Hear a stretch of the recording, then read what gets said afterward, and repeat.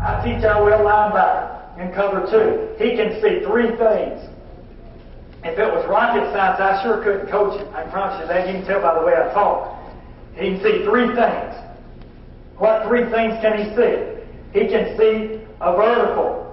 Okay? When he sees a vertical, and we do this every day in pattern reads in practice. When he sees a vertical, okay, the number one thing he does, of course, if he's got twins, he's going to split 2 at a time. When he gets a vertical, we don't want his butt turning his back and running out there to collision that guy. Okay? But he gets it. He's reading through that end man on line of scrimmage, the backfield flow. That's what we do. He gets a high hat. His primary focus is number 2. Okay? And all of you know this. But number 2, we want him to engage in that number 2. We want him, here's the terminology we use. He's going to shock 2 in aisle 1. He's going to shock 2. He's going to shock and lock 2 in aisle 1. He's going to try to shock him more square. He's not going to turn his back and run with him. Alright? He's going to shock 2 in aisle 1. Alright? How's the aisle 1? If 1's vertical, he's trying to get down the seam there. Okay? And number 1 outside releases that guy.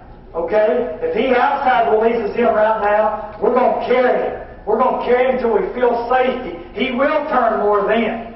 He's going to shock 2 I 1 if he outside releases. We're going to carry his butt to safety right now. When we feel safety, we're not going to keep our back turned, okay? Or we're not going to square up. Square up will get you killed, especially in today's world. We're going to stay 45, again, our feet on hot coals and our head on a swivel, and we can win the war there. If he gets a seam and that guy's vertical, and he inside releases, again, it's shock 2 in aisle 1. That's the way we call it. You collision, we never let and I've heard Bill Hyde say this 1,000,000 times. He used to say it to me more than anybody else, probably because I wasn't a good enough athlete to do what he was asking sometimes.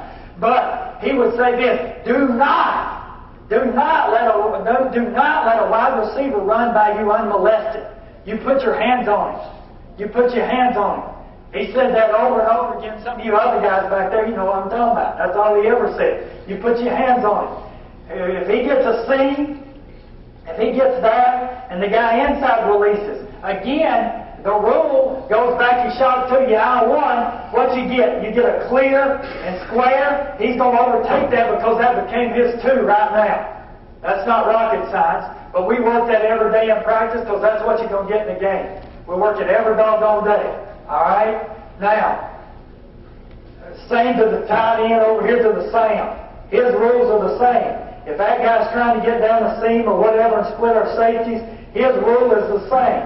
He's going to shock 2 and aisle 1. A lot of times with a tight end inside, with a tight end, with a Y in there, he don't always get it. It's a different world a little bit for him sometimes. Okay? He has to turn him over who becomes Mike's 3. And I'll go over that in a minute if I have time. But his world's the same. He's going to shock 2, aisle 1. Same thing on the pattern reads there. I'll just go on the same sheet. I don't think I'll get too many lines. All right? He can vertical. He can out. However he does it, I don't care where he outs. I don't care how it happens. If the tight end runs an arrow route or whatever. I knew this from the time I was knee-high to a pissant. My daddy used to say 2's out, 1's in. That's not rocket science. That's going to happen.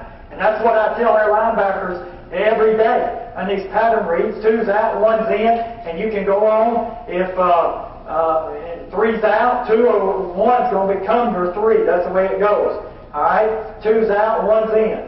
Now, we're going to overtake him right now. The other thing to this side, and I'll get another sheet there because that'll get all messed up. But you get a number 2 to your side, say the wheel there. I'll draw the same formation. I don't care if it's gun or what it is. Alright? We get the same thing there. Wheel split in 2 in the tackle. Alright? If wheel gets, if he gets an out, I don't care how it happens. He can get this. Alright? He can get this. That guy can in and he can corner route. Alright? You guys probably play that different ways. Whatever. It don't matter. It's more lower than skin a cat. If he gets that, if he gets out now, our corner, and I'm not going to talk a whole lot about secondary play or whatever, His hot spot is always 10 to 12 yards. Once he dang gets his hands on that guy, however it happens, not unless it's some kind of quick wrap, his hot spot's always 10 to 12 yards. If he gets it out, two may not come in where we overtake him. He wants to get on his inside hip and roll with it. We do it that way, and you can do it different ways. Again, there's more than one way to skin a cat. Two's out, one's in, that's not rocket science. All right? You can get this, the number two. All right?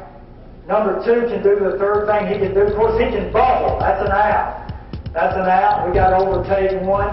He become your two. He can become your two at dang 10, 12, whatever it might be. Wheel's going to overtake him or slam, however that goes.